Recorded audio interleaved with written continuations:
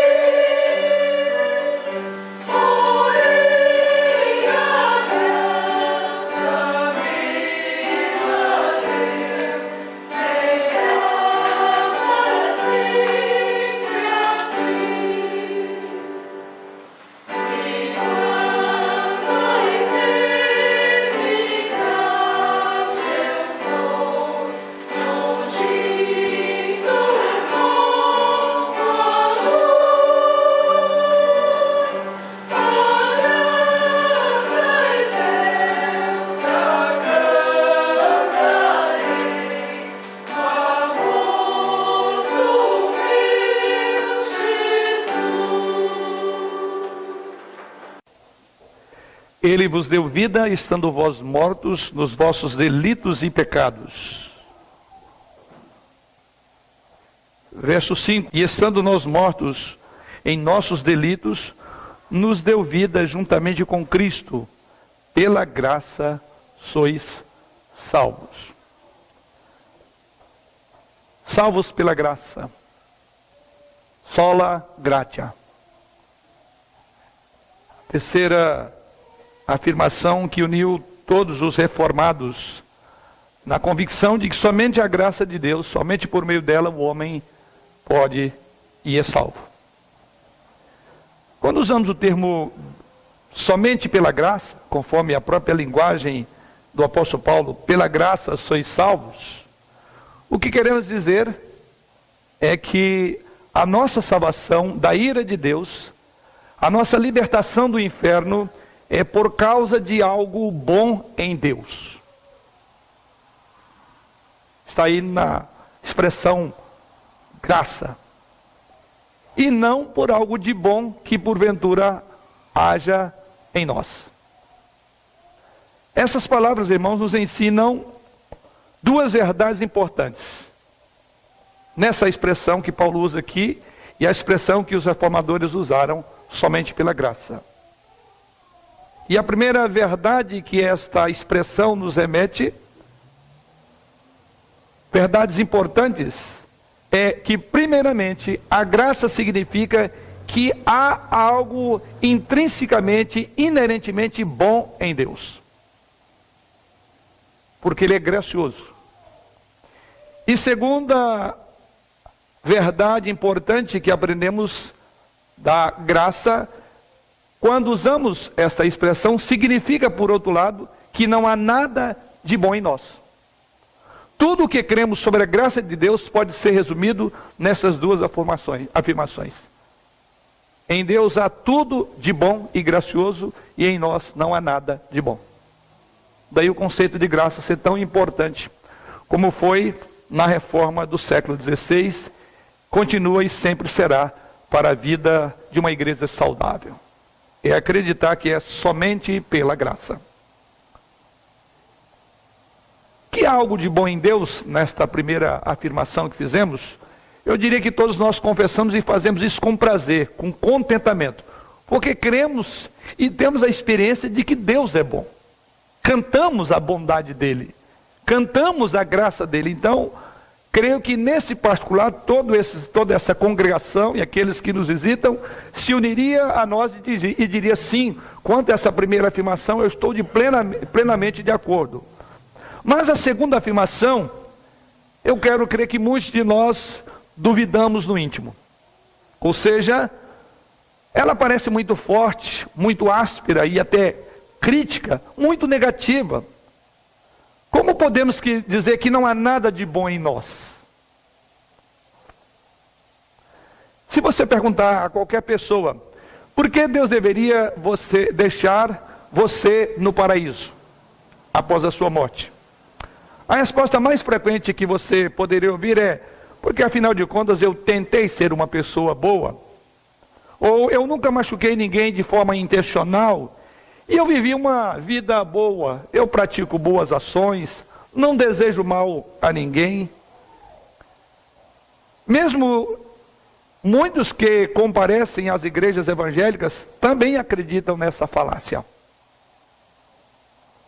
Pesquisas têm mostrado que a maioria dos protestantes concorda que o modo de ser aceito por Deus é tentar sinceramente viver uma vida boa. Deus quer sinceridade nossa. E aliás, essa é a expressão que por vezes usamos. O que vale é a intenção. O que vale é que nós estamos sendo sinceros naquilo que estamos fazendo diante de Deus.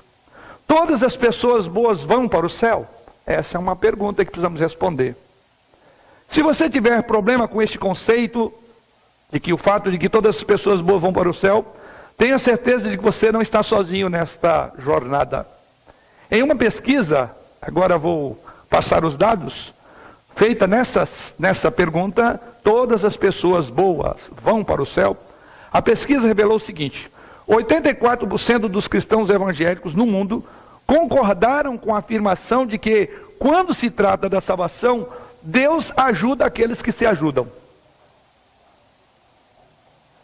Na mesma pesquisa, 49% concordaram que existem outras maneiras de vir a Deus além de Jesus Cristo somente. E um surpreendente, ainda dentro da pesquisa, número de 34% dos evangélicos disseram sim à proposição de que todas as pessoas boas vão para o céu. Na verdade, esse conceito, ele não é tão recente quando pensamos.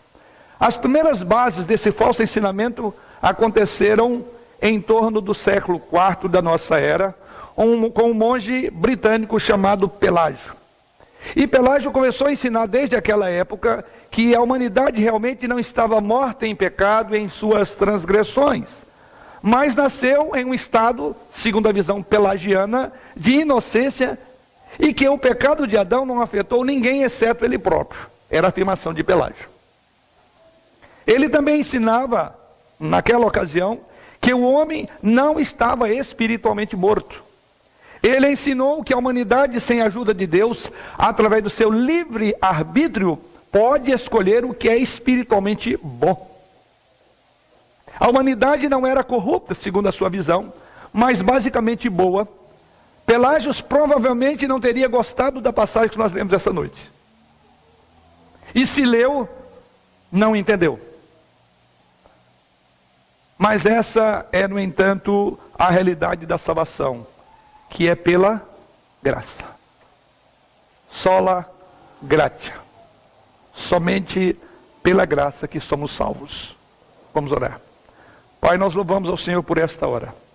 Em especial pelo momento tão importante desse culto e desta adoração, quando nós ouvimos o Senhor falar a nós. Já expressamos os nossos desejos, confessamos os nossos pecados, louvamos ao Senhor através dos cânticos, através das orações subimos a Ti. E agora o céu falará à terra nesta hora através da Tua palavra. E é para este momento que pedimos que abra a nossa mente e o nosso entendimento, de tal maneira que a palavra do Senhor, que é viva e eficaz, e mais penetrante do que uma espada de 2 gumes, que assim ela alcance os intentos e os propósitos de cada coração esta noite. E que a graça do Senhor seja efetivamente revelada para aqueles corações que ainda estão mortos em delitos e pecados nesta congregação. E é em nome do Senhor Jesus que nós oramos. Amém. Vamos entender primeiramente o contexto desta passagem. E ele está aí no âmbito maior. Vamos focar a nossa atenção esta noite a partir do verso 8. Mas antes de fazê-lo, vamos observar o que Paulo trata aqui no contexto que é aí a partir do versículo 1 do capítulo que li aos irmãos, o capítulo 2 de Efésios. Paulo, na verdade, os irmãos percebem que ele vem descrevendo para nós a obra soberana de Deus que nos uniu a Jesus Cristo, seu Filho. E Paulo fala isso dizendo que esta união com Cristo nos livra da condenação através da cruz e nos torna justo com Jesus Cristo.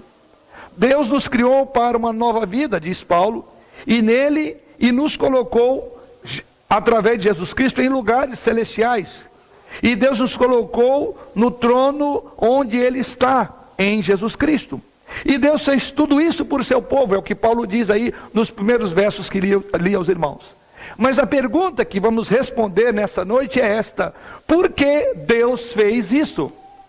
Por que Ele, com a sua soberania, nos uniu a Jesus Cristo e nos livrou e nos fez assentar em regiões celestiais em Cristo Jesus? O que o moveu a fazer isto? O que motivou Deus a fazer isto? Nessas palavras do nosso texto, Paulo nos fornece a resposta. E a resposta está aí no verso de número 8, que já foi citado no verso 5. No final do verso 5 ele diz: grave bem, é a graça de Deus por meio dela que você é salvo. E no verso 8 do nosso texto ele diz: porque pela graça sois salvos. Então a verdade de Paulo aqui é que Deus fez tudo isso por graça. O que moveu Deus a fazer isso foi a sua graça, o seu beneplácito, o seu favor, o seu amor, para com aqueles que veremos na própria descrição de Paulo, que era o pior dos piores. Pois bem, nosso texto ensina então 3 verdades sobre sola gratia, ou a salvação pela graça. Vamos observar no texto sagrado. Primeiro, o que Paulo coloca aí no verso 8, na parte inicial, é que é somente pela graça, ou pela graça, que somos salvos. E essa é a primeira verdade do nosso texto, que a salvação é totalmente de Deus, além de qualquer obra ou mérito humano. Totalmente repousa em Deus. Daí porque Paulo diz é por graça. Nos primeiros versículos do texto lido aos irmãos, Paulo está descrevendo, e eu quero que vocês acompanhem essa descrição no texto, qual era o nosso estado antes de Deus, através de Jesus Cristo, nos unisse a Cristo. E Paulo ressalta essa verdade de que ninguém pode salvar-se por esforço humano. Esta afirmação que ele vai fazer no versículo 5 e no versículo 8, de que é pela graça que somos salvos, na verdade Paulo faz um contraste. Paulo primeiramente apresenta-nos antes de conhecer a Cristo, antes de recebermos o favor de Deus que está em Cristo, solos Cristos, da semana passada, antes de recebermmos todas as graças que precisamos em Jesus Cristo, qual era o nosso estado? E o que vemos aqui é algumas deduções ou conclusões podemos tirar. Ou seja, deve ter sido a graça de Deus e não as nossas boas obras, porque no versículo 1 nos descreve como estando mortos em delitos e pecados. Tem que ser por a graça de Deus, porque mortos não agradam a Deus. E esse é o quadro caótico pintado à luz das Escrituras do nosso estado antes de recebermos a graça. E nós então estávamos mortos, no dizer de Paulo, em delitos e pecados. Estávamos mortos, grave a expressão. Não doentes, não feridos, não machucados. Nós estávamos mortos, porque o nosso pecado matou o nosso relacionamento com Deus. Nós não o queríamos e não queremos mais a Deus. Não poderemos querer a Deus, porque mortos não desejam nada. Veja a importância dessa doutrina no contexto em que Paulo diz. O que o morto pode fazer por si mesmo? Então, certamente, é por graça, porque estávamos, no dizer de Paulo, mortos em delitos e pecados. Apenas alguns versos aqui, o verso 5 e o verso 1, Paulo declara duas vezes essa verdade. Assim como Paulo é enfático em falar da salvação pela graça, no verso 5 e no verso 8, também Paulo é enfático em falar do estado em que nós estamos. No verso 1, ele diz que estávamos mortos. Mas se você caminhar os seus olhos aí, e olhar no verso 5, ele diz mais uma vez, e estando nós mortos. Há um contraste muito significativo e instrutivo de Paulo. Lembre bem o que Paulo está dizendo. Não perca a linha de raciocínio. Não perca o eixo do que eu estou argumentando. Nós estávamos mortos. Grave bem isso. Daí porque a repetição da palavra mortos, descreveu o efeito desse homem morto, veremos logo mais, como também a descrição da graça. Então há um contraste em graça e morte. Em graça e desfavor humano, incapacidade humana, ao contrário daquilo que Pelágio afirmava, que o homem restou algo de bom nele, e que o pecado de Adão afetou tão somente ele, totalmente antibíblica a visão pelagiana, que é sustentada pela igreja romana, e outros movimentos, que buscam, além da obra de Jesus Cristo e da graça, alguma coisa a mais, como se Deus precisasse de alguma coisa. Não é uma questão de Deus precisar de alguma coisa, é que mortos não têm desejos. E o texto sagrado então diz que nós somos ressuscitados do túmulo da incredulidade. Mas deve também ter sido graça de Deus, e não as nossas boas obras, porque agora no verso 2 nos diz que nós nos unimos também a Satanás, para fazer um mundo onde Deus não é honrado, onde Deus não é falado, onde Jesus Cristo não é adorado. Nós mudamos todas as coisas. Se todas as coisas foram criadas para a glória de Deus, diz que nós nos unimos àquele que rebelou-se contra Deus, e no estado de rebelião, nós estamos assim com Satanás, e produzimos um mundo que não quer glorificar a Deus, mas um mundo que procura a sua própria glória. Então deve ser certamente graça, porque não só estamos mortos, mas capacitados para o pior. Tanto é que Paulo diz no verso de número 2, nos quais andastes outrora, segundo o curso desse mundo, segundo o príncipe da potestade do ar, do espírito que agora atua nos filhos da desobediência. Certamente deve ser graça. Mas deve ter sido graça também de Deus, e não as nossas boas obras, porque na sequência o versículo 3 nos diz que nós nos entregamos às nossas próprias paixões, os nossos próprios desejos, e o que mais queremos nessa vida está de acordo, ou contrário, ou desacordo com Deus. Isso faz com que a justa ira dele caia sobre nós, veja o verso 3, entre os quais também todos nós andamos outrora, segundo as inclinações da nossa carne, fazendo a vontade da carne e dos pensamentos, e éramos por natureza filhos da ira, como também os demais. Tem que ser por graça. Estávamos mortos. Nos unimos ao príncipe da potestade do ar, que procura criar e formar um mundo que não é nosso, mas de Deus, e fazer esse mundo a nossa glória e não a glória de Deus. E andamos segundo os desejos e as paixões do nosso próprio coração. Esse é o estado que a Bíblia descreve a raça humana.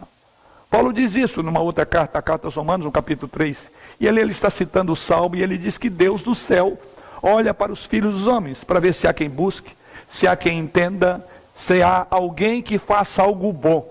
E a conclusão no texto é muito clara: não há justo, não há nenhum sequer. Todos se extraviaram e a uma se fizeram inúteis. Não há quem faça o bem. Quem está dizendo no texto lá? Quem é o autor daquela frase? Quem é que faz essa afirmação? Você vai olhar lá no Salmo, ele vai dizer que é Deus que diz isso. Então Deus olha para nós e diz: não há nenhum justo, não há ninguém sequer, não há quem faça o bem, não há quem busque. Ora, e se vemos que tem pessoas que têm buscado a Deus, saiba que algo de sobrenatural aconteceu a essas pessoas. Por que é sobrenatural? Porque o texto sagrado diz que nós estamos mortos. Mortos não podem fazer nada por si mesmos. Mortos não têm desejos. Mortos não têm volições para o bem, no sentido espiritual da palavra.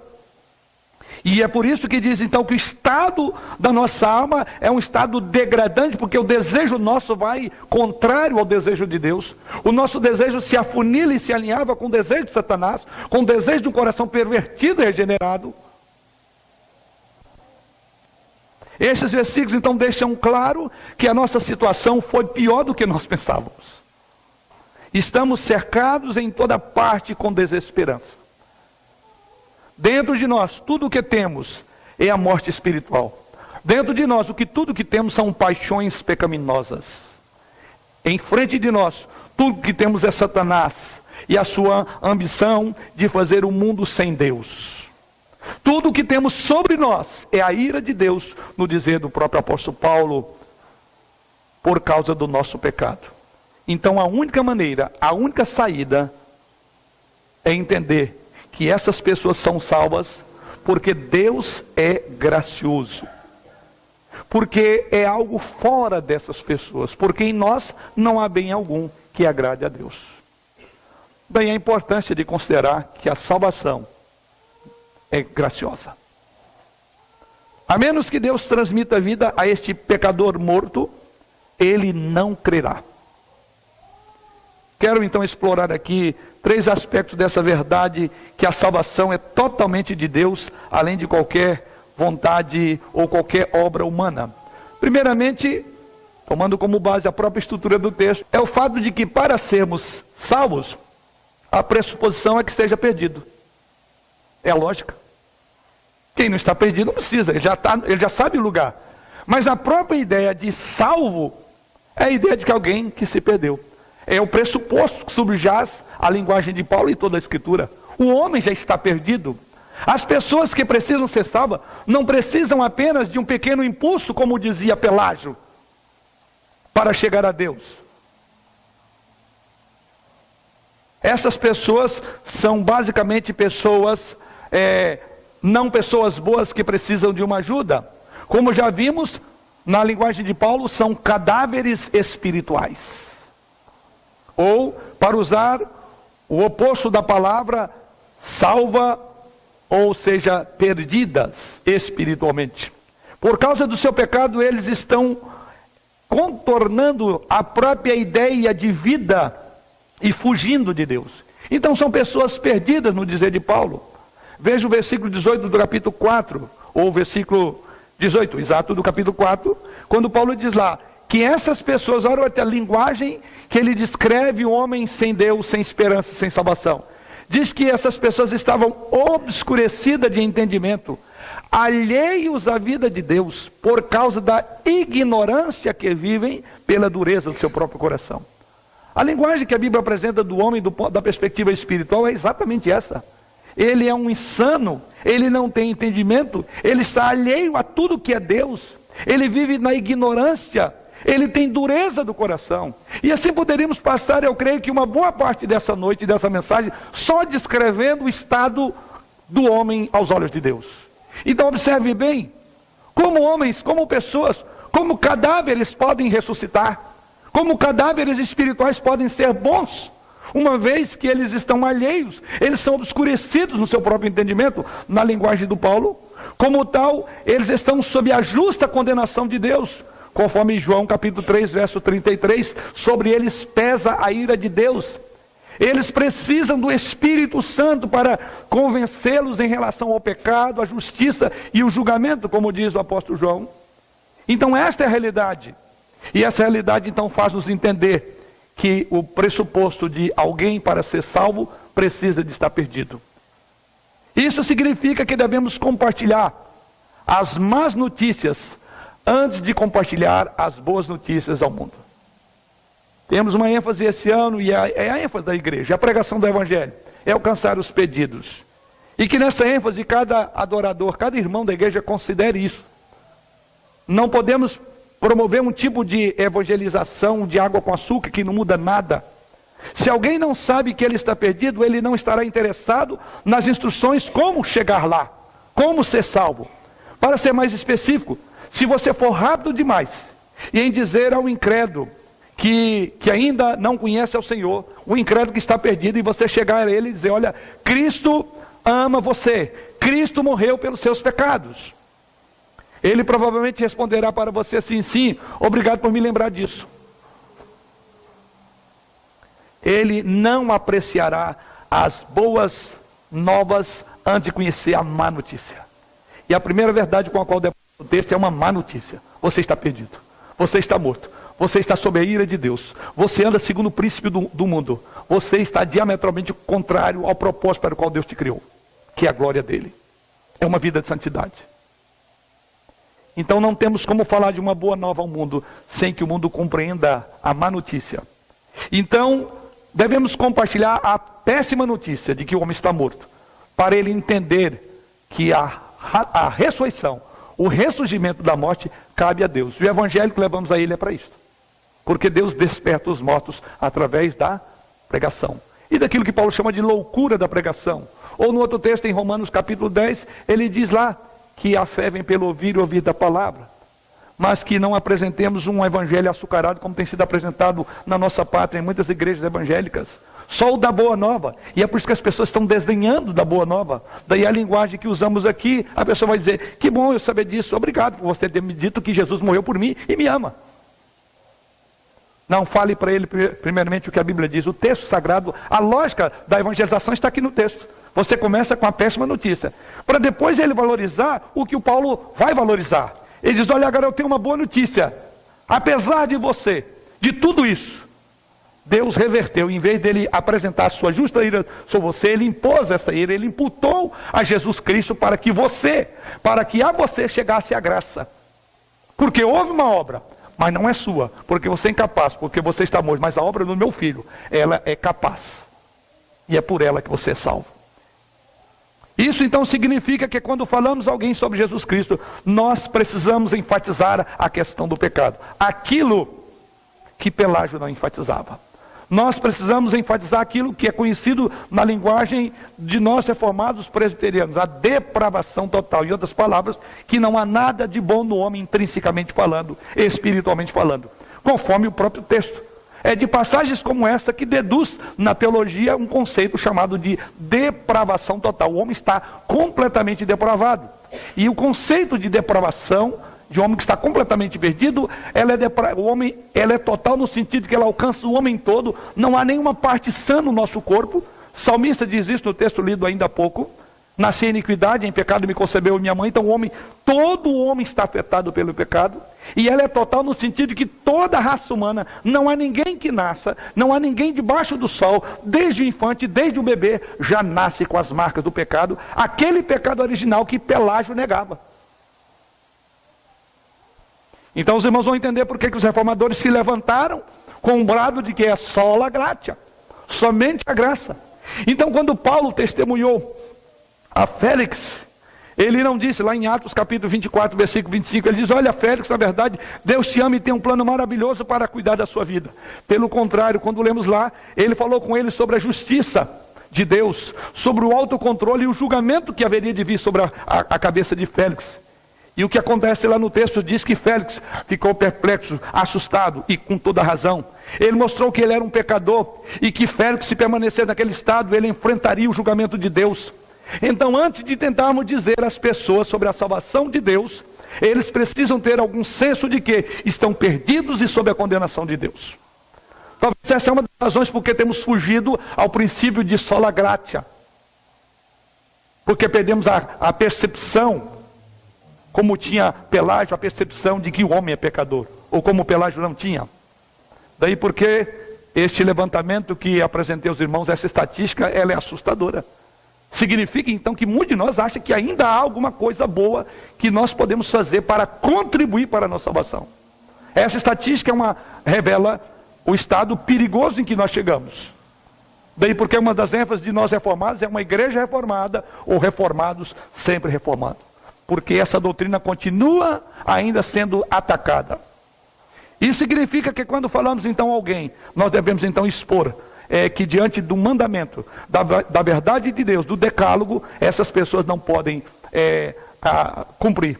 E podemos fazer isso como fez Jesus Cristo, quando ele fala de que se porventura ouviste o que foi dito, não matarás, eu porém digo que todo aquele que odeia o seu irmão é um assassino.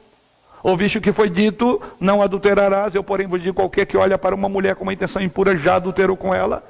Então você precisa dispor o estado a que este homem está diante de Deus.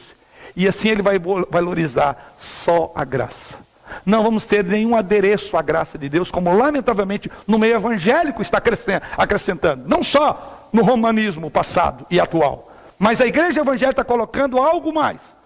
E os crentes estão preocupados porque precisam fazer alguma coisa, porque afinal de contas há algo de bom espiritualmente neles, que eles precisam de dar uma ajudazinha a Deus. Mas um segundo aspecto que eu quero abordar é que ser salvo também significa que o Senhor Jesus Cristo nos livrará da ira vindoura de Deus. Temos visto que a ideia da ira e do julgamento de Deus também não tem sido popular nos nossos dias. A nossa cultura prefere, lamentavelmente, acreditar num Deus de amor, de um Deus que não vai julgar ninguém. Eles querem um Deus que lhes dê uma vida feliz, mas Jesus advertiu. Aliás, quem mais falou em todas as Escrituras sobre o julgamento do inferno foi exatamente Jesus Cristo. Não podemos legitimamente afirmar ser seguidores de Jesus Cristo e ao mesmo tempo negar a realidade do julgamento que virá sobre nós. Ser salvo do afogamento significa que você estava prestes a morrer e alguém o resgatou para não se afogar. Ser salvo espiritualmente significa que você estava no caminho do inferno quando Jesus Cristo o salvou. Assim, o Evangelho não é sobre como ter uma vida melhor agora, como é pregado na maioria das igrejas evangélicas do Brasil, mas sim sobre como ter vida eterna e não entrar em juízo, na promessa de Jesus Cristo em João 5:24. Então observe que a doutrina bíblica da graça depende primeiramente da desgraça. E é exatamente o que Paulo faz. Ele faz um contraponto entre a desgraça e a miséria a que nossos pecados nos sujeitaram, e como no meio de toda aquela desgraça, daquela miséria, daquela morte, como podemos ressurgir das cinzas, como assim pudéssemos dizer, por causa da graça. A graça só é valorizada à medida que entendemos a que tipo de desgraça fomos expostos por causa do nosso pecado. E é exatamente a falta da pregação sobre o pecado que tem levado as pessoas a entenderem que precisamos apenas de uma ajudazinha. Porque afinal de contas, cada um está fazendo a sua parte e Deus vai dar uma ajuda. Mais um outro ponto que quero observar aqui é que Deus nos salva por sua graça somente, o que exclui o trabalho e o mérito humano também. A melhor notícia do mundo é que Deus nos salva pela sua graça somente. Paulo afirma isso no versículo 5, quando ele diz, pela graça sois salvos. E no versículo 7 ele diz, e Deus fez isso para mostrar, veja o verso de número 7, para mostrar nos séculos vindouros a suprema riqueza da sua graça, em bondade para conosco em Cristo Jesus. Deus tem um propósito. A graça aponta para a suprema riqueza, para a bondade de Deus para conosco nos séculos vindouros. A graça fala de um Deus. A graça glorifica a Deus. Deus deleita-se em si mesmo, porque não é em nós. Estamos mortos. O que é que Deus pode esperar de um morto? O que é que Deus quer de um cadáver em decomposição espiritual? Nada. Mas diz que Deus faz isso para revelar a suprema riqueza da graça em bondade para conosco. Essa é a melhor notícia que podemos passar ao mundo. Puro e simples. A graça de Deus é o seu favor imerecido, mostrado aos que merecem a sua ira. Se considerar os nossos méritos, passaremos a eternidade toda no inferno. Essa é a realidade. Em vez disso, o apóstolo Paulo diz que Deus perdoa todos os nossos pecados, conforme as suas insondáveis riquezas que está em Cristo Jesus. Solos Cristos da semana passada, apesar de tudo que fazemos ou julgamos merecer. Praticamente isso então significa que Deus pode salvar o pior dos pecadores. Então, querido que me ouve essa noite, se você está ainda dentre esses que estão aqui no verso de número 2, se você não pode dizer entre os quais eu também andava outrora, se ainda não é outrora, mas você vive ainda segundo o curso desse mundo, o príncipe da potestade do ar, eu quero que você lembre essa noite e volte para casa com esta segurança, confiando, depositando a sua fé nela e abraçando-a pela fé. E eu quero que você pense seriamente nisso. É que Deus salva você como você está. Apesar de você, sem qualquer penitência, sem qualquer boa obra que se qualifique para a salvação. Paulo disse que ele era o maior dos pecadores, quando Deus mostrou misericórdia a ele, em 1 Timóteo capítulo 1, versos 15 e 16. O mesmo Paulo disse também, irmãos, que Deus justifica o pecador ímpio que não trabalha, mas crê em Cristo. O pecador ímpio que não trabalha, mas crê. E diz lá que Deus justifica este homem em Romanos 4, versos 4 e 5. Ele diz ainda em Romanos 5, verso 6, porque Cristo, quando nós ainda éramos fracos, morreu a seu tempo pelos ímpios. Cristo, a seu tempo, morreu pelos ímpios, quando éramos fracos. E no verso 8 ele continua, mas Deus prova o seu próprio amor para conosco, pelo fato de ter Cristo morrido por nós, grifo a última expressão, sendo nós ainda pecadores. Ainda, sendo nós ainda, há esperança para qualquer pecador. Não importa o quão maligno, há a promessa. É a segurança que demos nesta doutrina apresentada na palavra de Deus. Então precisamos entender o que leva a esta graça. E agora vejamos o segundo ponto. É a fé. Veja o verso 8. Uma vez que entendemos a graça, e a graça ela faz um contraponto com a desgraça e a miséria humana, para realçar a beleza da graça e valorizá-la, Paulo agora diz, ok, isso agora vem a você. Verso de número 8, porque pela graça sois salvos mediante a fé. Em segundo lugar, o dom de salvação de Deus é recebido somente pela fé. Salvação pela fé não quer dizer uma crença vaga, uma crença geral em Deus. A salvação pela fé tem 3 elementos, e eu quero discorrer sobre esses elementos. Quais são eles? O primeiro, a fé inclui conhecimento, que em latim é notitia, que é o aspecto intelectual, cognitivo, senão não pode ser fé verdadeira. O segundo aspecto é o assentimento, em latim assensus, que é o aspecto emocional, relacional.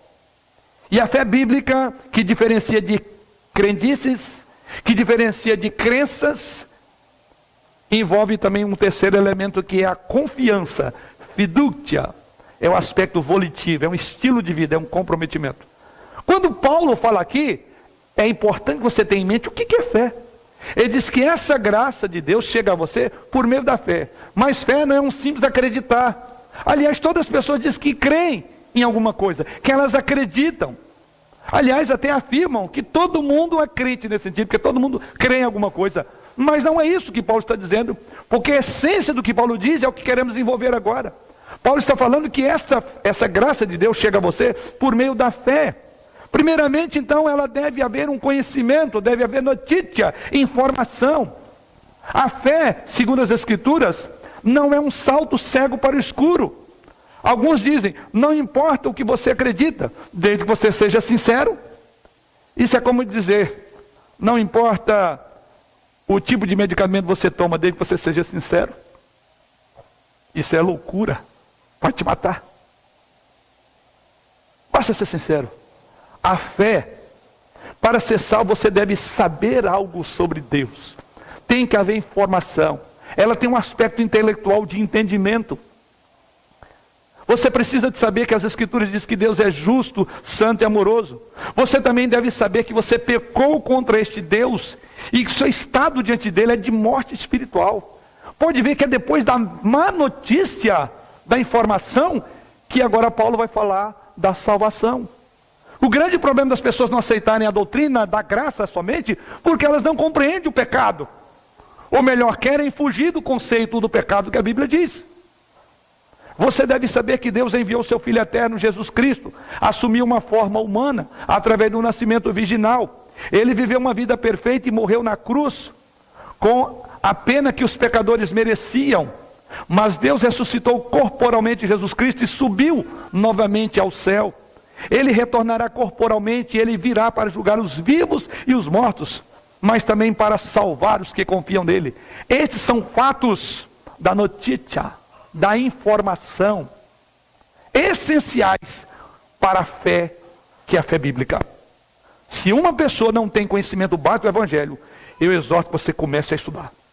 Porque do contrário você não chegará à fé salvífica. E é essa que Paulo diz. A fé, ela vem com elementos de entendimento. Ao contrário de que a geração atual tenha julgado a nós como povo de Deus, que somos um grupo de tolos, insanos, que não sabe o que quer. Se há um local onde o raciocínio precisa de funcionar, é no contexto bíblico, é no contexto da igreja, porque a fé pressupõe entendimento. Você precisa entender das más notícias do céu para a terra, de que você está perdido e fracassado, entender a boa notícia que Deus veio em Jesus Cristo resgatar você e fazer você não podia por estar morto em delitos e pecados. Mas passemos ao outro ponto. A fé também significa que é dar assentimento a esses fatos. É o assensus. Você deve concordar que esses fatos são verdadeiros. Porque a fé bíblica nos leva a concordar com a verdade bíblica. Não discordar, não sobrepor a ela com qualquer tradição, com qualquer ideia, com qualquer revelação. É aceitar. É um assensus. Está envolvido na fé. Uma pessoa poderia conhecer esses fatos muito bem, o suficiente para ser até aprovada numa prova de Bíblia, mas poderia não afirmar que eles eram verdadeiros. Tem um grupo chamado de teólogos liberais, eles concordam, conhecem esses fatos, mas não aceitam em seu coração. Não há um assentimento.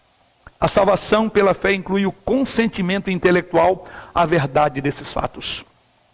Mas, se isso é tudo, talvez você diz, bom, Satanás e os demônios também creem. Eles conhecem essas coisas, inclusive mais do que eu.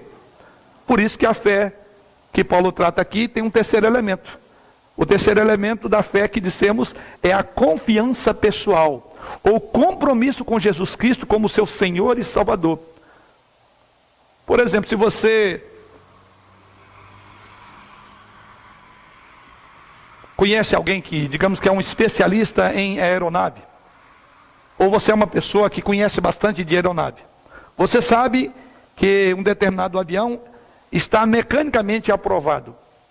Você concorda, inclusive, que esse avião voará. Mas conhecer esses fatos e afirmá-los não levará você a lugar nenhum. Para ir a algum lugar, você deve confiar ao avião e subir a bordo dele. A fé é assim. A salvação pela fé significa que você pessoalmente confia em Jesus Cristo como tudo que você precisa, e que Jesus Cristo é tudo que você precisa para livrá-lo do julgamento de Deus, pelo que ele fez na cruz. Você confia na promessa de Deus, de que ele justifica todo aquele que tem fé em Jesus. Paulo diz isso em Romanos 3:2, 3:26. Implica em você subir a bordo com Jesus e não manter um pé no chão e outro com ele. É Jesus, mas eu preciso fazer uma coisa. Ou você sobe, ou você entra a bordo, mas não tem como ficar voando com um pé na terra e outro no avião. Você se compromete então totalmente com Jesus Cristo como o seu Senhor e o seu Salvador. Ele é tanto o Salvador como o Senhor. Não há como dissociar uma coisa sem destruir a outra. é a entrega. Isto é fé. E Paulo diz que esta fé, que diferencia das fés,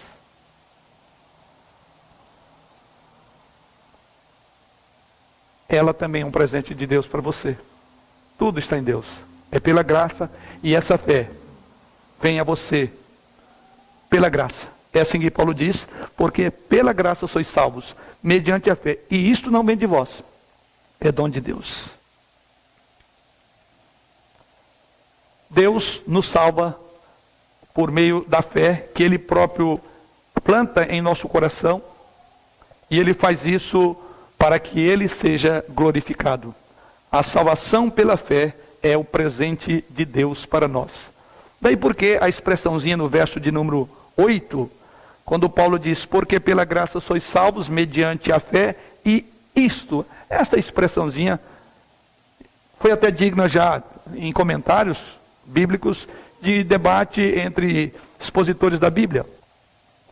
Mas, resumindo, a melhor ideia deste isto aqui do verso 7, refere-se a todo o processo de salvação pela graça através da fé. Essa é a ideia. As Escrituras indicam que a salvação pela fé e o arrependimento estão inextricavelmente ligados. São dons de Deus para nós, ou seja, é completo. Não há nada em você, tudo está em Deus. Por isso que ele diz, todas essas graças, fé, salvação, arrependimento, não é de você, vem de Deus. E assim caminhamos para o último tópico. Por vir de Deus, então, o que Paulo fala, como fica então as boas obras, o nosso trabalho em relação. Paulo diz isso, então despreza uma vida de obras? Ele diz de jeito nenhum. A salvação, em terceiro lugar, resulta em uma vida de boas obras. E assim no verso 10 ele diz, pois somos feitura dele, criados em Cristo Jesus, para boas obras, as quais Deus de antemão preparou para que andássemos nela.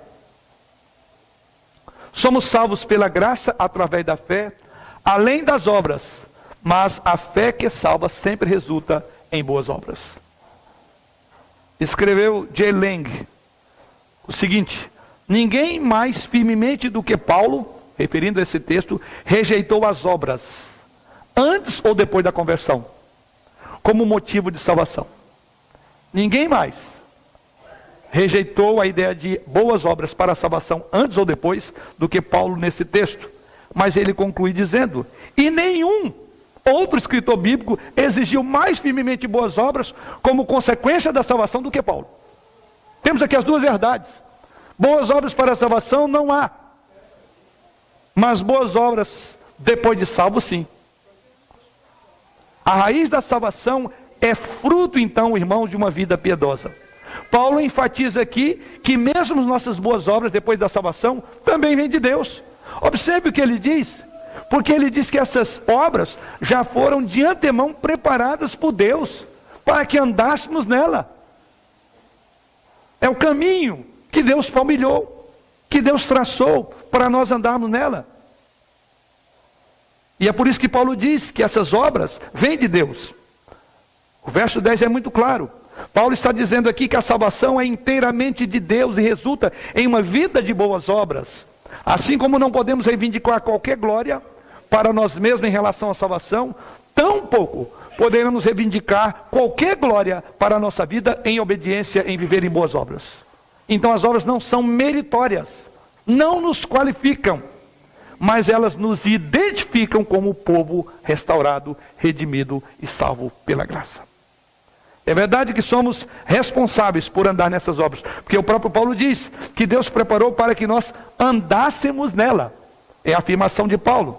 Deus preparou de antemão, mas a motivação para caminhar nessas obras vem da graciosa salvação de Deus. Porque Ele me resgatou de um castigo horrível, conforme é descrito, eu deverei viver para a glória e vontade dEle. Então é uma resposta de gratidão e não pagamento. E assim é que a obra está dentro do nosso campo de trabalho. Se uma pessoa então afirma ser salva, mas não tem a vontade de negar a impiedade e os desejos mundanos e viver de uma forma justa, sensata e piedosa, como diz Tito, capítulo 2, versículo 12, então ela precisa de voltar lá na origem e determinar se realmente ela tem experimentado essa graça. Ou seja, a graça de Deus faz-nos andar em novidade de vida. Para concluir, irmãos, vimos, portanto, que a mensagem central que precisamos transmitir quando estamos compartilhando o Evangelho é que Deus nos salva de qualquer obra humana pela graça através da fé. E isso resultará em boas obras, como Paulo diz. Para nós compartilharmos essa mensagem de forma eficaz, nós temos que atravessar, por assim dizer, a consciência das pessoas e tirar ela da zona de conforto e dizer: o seu estado é de morte, você está perdido, há uma ineficácia total, a Bíblia descreve você como morto. Ele tem que entender a má notícia para valorizar a boa obra da graça de Deus. Por causa de seus pecados, você tem que dizer a essas pessoas: vocês estão alienadas de Deus e são incapazes de fazer qualquer coisa para ganhar o seu favor eterno. A boa notícia, podemos concluir, é que não podemos fazer algo porque Deus já fez. Ao enviar o seu próprio Filho, ao suportar a pena que nós merecíamos. E é exatamente através da morte de Jesus Cristo na cruz, da ressurreição dele dos mortos, Deus agora oferece perdão a todos os pecadores e a vida eterna, como um presente gratuito para todo o pecador que receber Jesus Cristo pela fé. Quero encerrar considerando 3 implicações maravilhosas da graça. A primeira implicação é que, primeiramente, o conceito de graça, segundo as Escrituras, destrói toda a autoconfiança humana. É a primeira realidade com a qual deparamos na aplicação.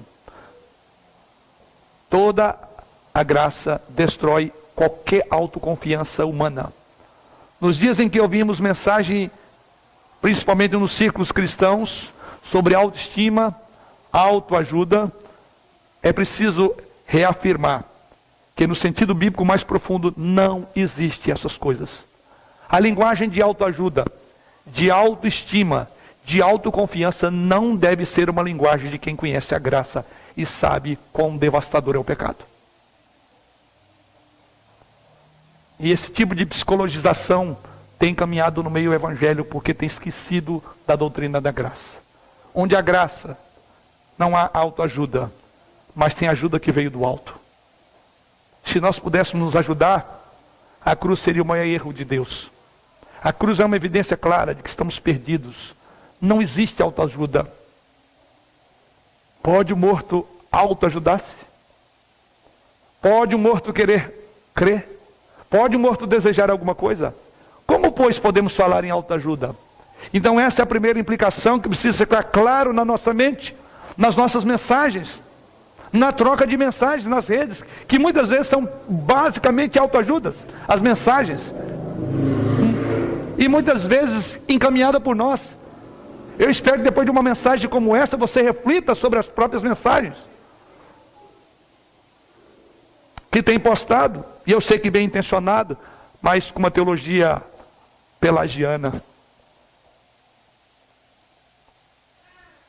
Em vez disso, a Bíblia nos ensina a ter uma estima elevada de Deus. A confiança não em nós, mas em Deus. Além de Deus, não há nenhum terreno firme para autoestima e autoconfiança. Fora de Jesus Cristo não há esperança. Portanto, não há fundamento para a autoconfiança tão característica do homem pós-moderno. Todo outro terreno é areia movediça. Segunda implicação desta mensagem é que a graça de Deus nos liberta de ter que ganhar o favor dele. Porque Deus é gracioso, não precisamos fazer qualquer coisa para ganhar o favor gracioso dele. Isso nos liberta do ciclo infinito de fazer mais e mais coisas, simplesmente porque esperamos pacificar a Deus. A graça significa que Deus nos ama, ponto. Isso evita ter aqueles cultos como romano, cheio de implicações de vamos aplacar aí de Deus, de forma nenhuma.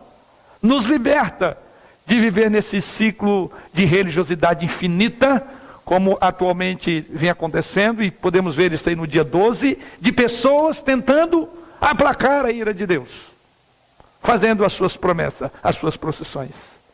Essa mensagem implica em dizer não a isto, porque Deus não se comoverá, e Ele não precisamos ganhar o favor de Deus, Ele é de graça. E por fim, a terceira e última implicação da salvação pela graça somente, é que a graça nos permite servir a Deus sem medo. Muitas vezes nos perguntamos se estamos orando o suficiente, se nós estamos testemunhando o suficiente, se estamos servindo a Deus o suficiente. E a resposta contundente é não. Não estamos. Não estamos fazendo o suficiente. E é por isso então que colocar um padrão de desempenho para servir a Deus nunca fará você feliz. Nunca. Por outro lado, se você entender que Deus nos aceita com base naquilo que Cristo fez, solos Cristo, então você pode ficar tranquilo, porque você sabe que Deus olha para você como alguém perfeito e santo. Deus está satisfeito com você e não está tentando encontrar maneiras de acabar com você. Então isso livra-nos do medo de ser reprovado. A Bíblia diz que o perfeito amor lança fora o medo. Se você ama ao Senhor, se você tem a fé conforme descrita nesta mensagem, durma em paz, irmão. Que o Senhor assim nos dê a graça de entender esta graça que chega a nós. Amém.